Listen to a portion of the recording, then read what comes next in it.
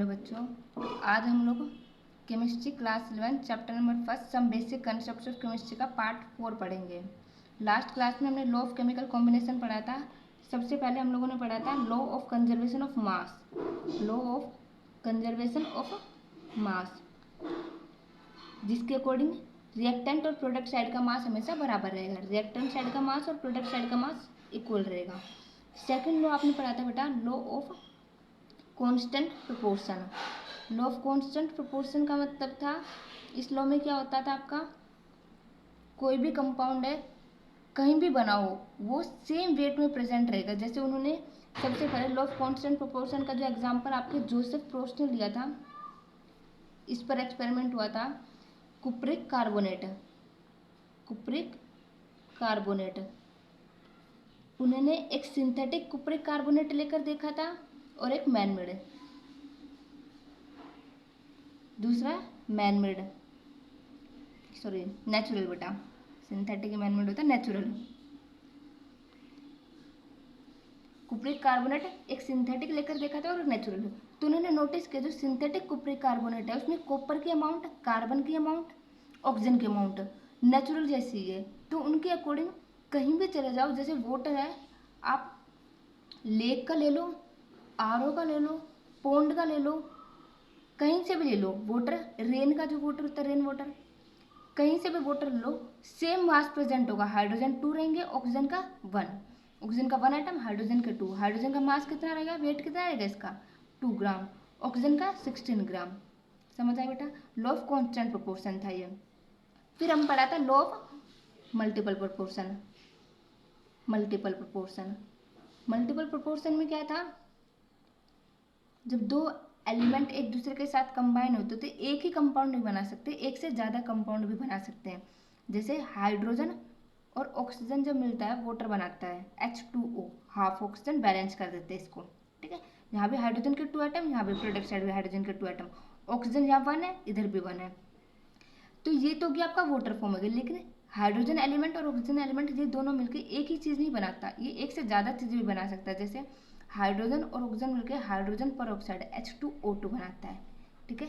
एक वाटर बन गया दो ही एलिमेंट से, दूसरा क्या बन गया आपका हाइड्रोजन पर ऑक्साइड। क्लियर है बेटा इतना। नेक्स्ट पढ़ेंगे आपका Gay Lussac law of gases volume. बेटा ये आपका जो लॉ था गे लुसाक लॉ ने दिया था और गैसेस के केस में दिया था। इनके अकॉर्डिंग कोई भी जो गैस है वो कंबाइन होती है एक दूसरे के साथ कांस्टेंट टेम्परेचर और प्रेशर पर। डिफरेंट गैस जब रिएक्ट करती है, कंबाइन होती है एक दूसरे के साथ कांस्टेंट टेम्परेचर और प्रेशर पर, तो वो वॉल्यूम का जो रिएक्टेंट साइड जो वॉल्यूम होगा और जो प्रोडक्ट साइड होगा वो एक सिंपल रेशियो ऑक्यूपाई करेंगे। जैसे आपका हाइड्रोजन है H2Cl2 मिलके HCl बनाएगा, कितने 2। तो यहाँ हाइड्रोजन का वॉल्यूम कितना है 1। क्लियर बेटा। क्लोरीन का वॉल्यूम कितना है 1। यहाँ पर हाइड्रोजन का 2 वॉल्यूम, 1 वॉल्यूम ऑफ हाइड्रोजन मिलकर 1 वॉल्यूम ऑफ क्लोरीन के साथ 2 वॉल्यूम ऑफ हाइड्रोजन क्लोराइड बनाता है। क्लियर है, इतना समझ आया बेटा। गे लुसाक लॉ क्या, गे लुसाक लॉ क्या बोलते हैं, गे लुसाक साइंटिस्ट थे उन्होंने दिया था। गे लुसाक लॉ क्या बोलता है, जब गैसेस कंबाइन होते हैं एक दूसरे के साथ तो वॉल्यूम का रेशियो सिंपल रेशियो ऑक्यूपाई करती है, सेम कांस्टेंट टेम्परेचर पर हो, ठीक है। At constant temperature and pressure पर हो तो डिफरेंट गैस जब कंबाइन होगी तो उनका जो वॉल्यूम का रेशियो होगा सिंपल होगा। ये आपका गे लुसाक लॉ था। अब आता है आपका एवोगैड्रो लॉ। एवोगैड्रोस लॉ ये किसने दिया था, एवोगैड्रो ने दिया था बेटा ये।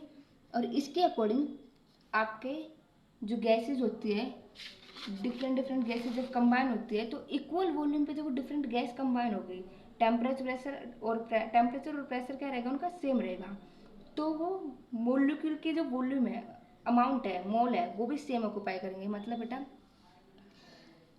कोई गैस है, इक्वल वॉल्यूम है उनका और उनके पास टेम्परेचर और प्रेशर भी सेम है, जैसे इसका वॉल्यूम भी इक्वल है, टेम्परेचर और प्रेशर भी सेम है, तो वो मोलिक्यूल भी इक्वल होंगे, ठीक है।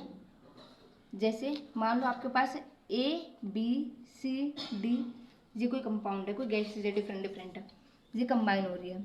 और टेम्परेचर आपका 25 डिग्री सेल्सियस है और आपका प्रेशर 2 एटमॉस्फेरिक मान लेते हैं। और वॉल्यूम सभी का कितना ले लिया हमने, 2 ml या जो भी लेना आपको 2 वॉल्यूम ले लिया, ठीक है। अब आपको गिवन कर दिया, मान लो ए के कितने मॉलिक्यूल प्रेजेंट है, यहाँ पर 25 मॉलिक्यूल प्रेजेंट है। ए के कितने मॉलिक्यूल्स प्रेजेंट है, 25। तो बी सी डी के भी कितने मॉलिक्यूल प्रेजेंट रहेंगे, 25, ठीक है। इसका टेम्परेचर भी सेम है, वॉल्यूम भी सेम है और प्रेशर भी सेम है। तो गैसेस के मॉलिक्यूल्स भी सेम रहेंगे, डिफरेंट डिफरेंट गैसेस के। ये आपका एवोगैड्रो लॉ बोलता है। क्लियर है बेटा। अब हम पढ़ेंगे Dalton law, Dalton atomic theory, जहाँ पर आपके तीनों लॉ खत्म होते हैं।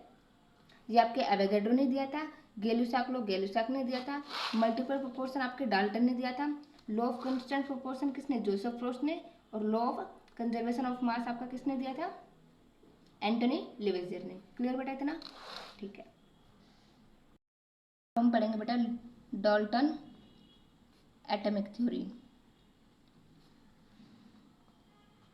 बेटा सबसे पहले मैटर के बारे में डाल्टन ने बताया था कि मैटर मिलकर बना हुआ है एटम से। और किससे मिलकर बना हुआ आपका मैटर, एटम से। और एटम क्या है, इंडिविजिबल। एटम क्या है, इंडिविजिबल। एटम को डिवाइड फर्दर नहीं कर सकते। यही आपकी डाल्टन एटॉमिक थ्योरी थी। अब इसके कुछ पोस्टुलेट्स है, वो क्या क्या वो पढ़ते हैं।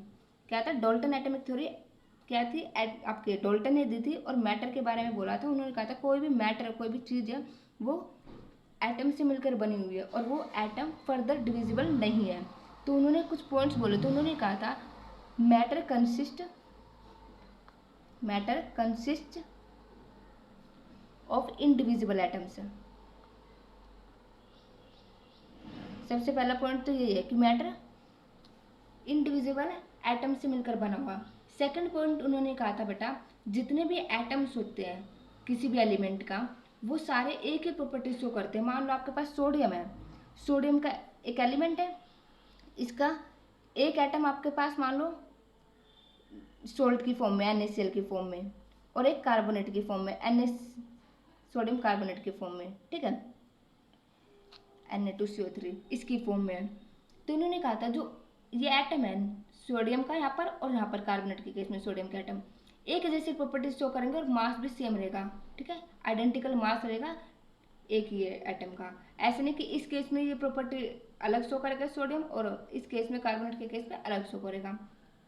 इसमें क्या था, all the atoms of given element have identical property, ठीक है। एलिमेंट के किसी भी एलिमेंट का कोई भी एटम हो, एक ही होता है, एक ही तरह के एलिमेंट से बना होता है कोई भी, ठीक है, वो एक जैसे प्रॉपर्टीज शो करेंगे। फिर उन्होंने कहा था जो भी कोई कंपाउंड होता है किसी भी एटम से मिलकर बनता है, फिक्स रेशियो में बनता है डिफरेंट एलिमेंट्स से। कोई भी कंपाउंड जब बनता है डिफरेंट डिफरेंट एलिमेंट के एटम से मिलकर बनता है और वो फिक्स रेशियो में रहता है। जैसे CO2 है, फिक्स रेशियो, कार्बन 1 है, ऑक्सीजन 2 है, CO2 कहीं भी चलाओ फिक्स रेशियो प्रेजेंट रहेगा, ठीक है बेटा। ये आपका थर्ड था, फिक्स रेशियो में प्रेजेंट रहेगा। फोर्थ था, इन्होंने कहा था केमिकल रिएक्शन में एटम्स रीऑर्गेनाइज हो जाएंगे। क्या होता है, सिर्फ केमिकल रिएक्शन एटम रीऑर्गेनाइज होते हैं, ठीक है, वो अपने आप को नई केमिकल रिएक्शन में क्रिएट करते हैं और नई केमिकल रिएक्शन डिस्ट्रॉय करते हैं। This are neither created not destroy chemical reaction. कोई भी एटम ना डिस्ट्रॉय होता है केमिकल रिएक्शन में और ना ही बनता है, वो सिर्फ रीऑर्गेनाइज होता है, एक दूसरे के साथ मिलते बॉन्ड बनाते हैं बस। ये आपके डाल्टन की कुछ एटॉमिक थ्योरी थी, कुछ पॉइंट्स थे, ये थे। अभी हम डाल्टन की लिमिटेशंस पढ़ेंगे नेक्स्ट क्लास में। डाल्टन की लिमिटेशंस क्या थी, ठीक है। उन्होंने कहा था मैटर स्मॉल पार्टिकल से मिलकर बना जो कि इनडिविजिबल है और उसका नाम रखा गया एटम, ठीक है। सेकंड पॉइंट उन्होंने कहा था कोई भी गिवन एलिमेंट है और उसके जो एटम है वो सभी प्रॉपर्टीज सेम शो करेंगे, कहीं भी चले जाए, किसी भी कंपाउंड की फॉर्म में एग्जिस्ट करे। और जो कंपाउंड बनता है वो फिक्स रेशियो में बनता है, उसके एलिमेंट फिक्स होते हैं हर जगह, ठीक है। क्लियर बेटा।